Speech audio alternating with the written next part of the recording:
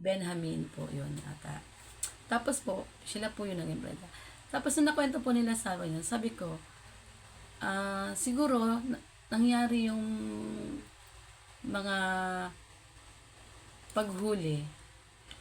Kasi kung hindi nangyari yung paghuli, hindi sila magagamit sa paggawa ng imprenta na yun, tsaka damit. Di po ba?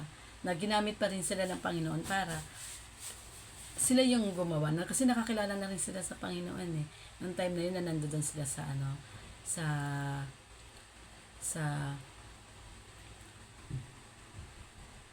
sa DSWD. Doon po sila nakakilala dahil may mga din po doon, mga gawain po ng mga born again. Doon senior nila sa amin na doon sila nakakilala. At yung mga bata po na nahuli, yung paglabas po nila, po yung mga magulang, nung pumupunta na po sila sa church namin, dumadalaw po sila sa amin. Ang sabi po ng mga magulang, ang laki daw po ng pagbabago nung anak nila. Kasi, yung dati po daw niyang anak na hindi niya mautusan maghugas ng pinggan, nagkukusa ng magtrabaho, nagkukusa ng parang marami silang natutunan.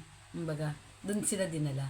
Parang yung time na yun yung ginamit para makakilala sila.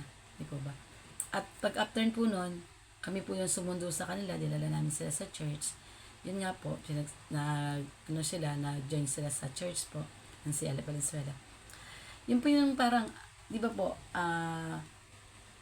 may mga pangyayari po na hindi natin nagugustuhan, pero po, yun po pala yung paraan ng Panginoon para mangyari yung kalooban niya.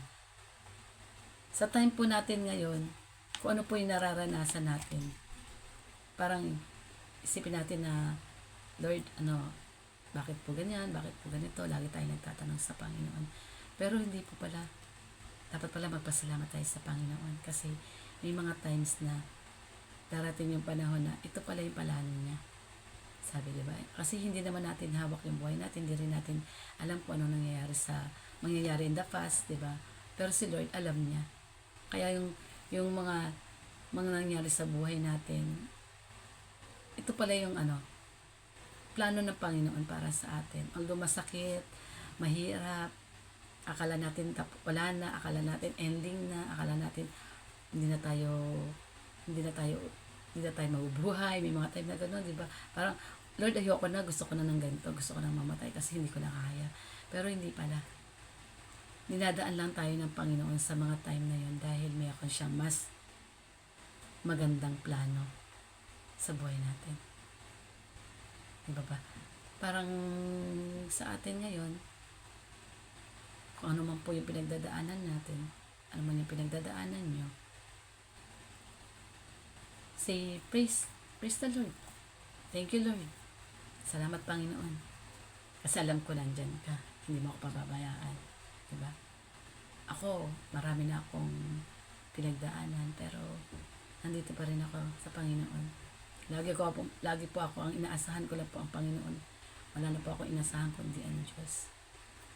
Sa buhay ko na to na maraming pinagdaanan, maraming trials, dumating sa madilim na buhay. Pero sabi ng Panginoon, kung may dilim, may liwanag. Di ko ba? Sisikat ang araw para sa'yo.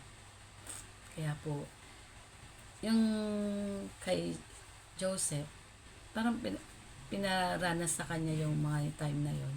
Pero dahil kakailanganin siya ng Panginoon, pagdating ng tag-init, ay tag-tuyot at tag-ani. Bagat 7 taon na masagana at 7 taon na tag-init. So, ginamit siya ng Panginoon para yung mga tao hindi magutom. Yung mga tao ay magawa ng paraan yung mataggutom. Yung time na yon, marami kasi siyang naipon, marami siyang naipon mga palay, mga pagkain, hayop, ganyan, na binebenta sa kanila. Inipon niya yon kasi alam niya may darating. Nakaipon siya ng sapat para sa 7 taon na tag-init. Ayun po yun. Nakatulong siya sa mga taong wala nang makain. Nakatulong siya sa mga taong wala nang mabiling pagkain. Aanhin nila yung pera nila pero wala naman silang pagkain. Wala na silang ani, wala na silang tagtuyot na. Kaya bibili na lang sila ng ng pagkain sa kay Jose sa mga paraon. Yun po. Napakahirap po nung mabuhay tayo sa hirap, aptag init, ganyan. Kaya po, magpasalamat po tayo. Kasi po, yung nga po, sabi nga po, huwag natin alalahanin ang bukas. Dahil ang bukas pa yun eh. Malay mo, ngayon, wala na tayo. Diba? Huwag natin alalahanin. Lagi natin ibigay sa Panginoon yung pangangailangan natin. Lagi tayo humingi sa Panginoon. Lagi natin siyang purihin. Ano man yung mangyari sa atin. Praise God. May problema tayo. Praise God. Dahil hindi natutulog ang Diyos. Alam niya kung ano yung gagawin niya. Alam niya kung ano yung plano niya sa'yo. Sabi nga, di ba, minsan binibigyan tayo ng Panginoon ng kapahingahan. Habang natutulog ka, kumikilos ang Panginoon para sa'yo. Habang umiiyak ka, natutuwa ang Panginoon dahil alam niya siya yung tinatawag mo kapag umiiyak ka. Yun ang gusto ng Panginoon eh. Yung lagi natin siya tinatawag. Yung lagi natin siyang pinupuri. Yung lagi natin siyang sinasamba. At sa lahat, lagi natin binabanggit yung pangalan niya. Panginoon, Panginoon. Yan. Lagi natin susundin yung mga kalooban niya. Manatili tayo sa salita ng Diyos. Yan po. Pasalamat tayo lagi araw-araw na paggising natin. Thank you, Lord. Di po ba? Sa buhay po natin ngayon, lalo na sa government, alam natin maraming hindi magagandang ngayon, election na naman. Ayan, panalangin po natin sila. Panalangin natin kung yung mga tao na dapat talaga sa gobyerno. Ayan po. Kaya po, ito po, maraming salamat po sa ating lahat. Maraming salamat po sa pakikinig. At sana po ay may natutunan po tayo sa oras na ito. Sige po, tayo po yung manalangin at closing prayer po tayo.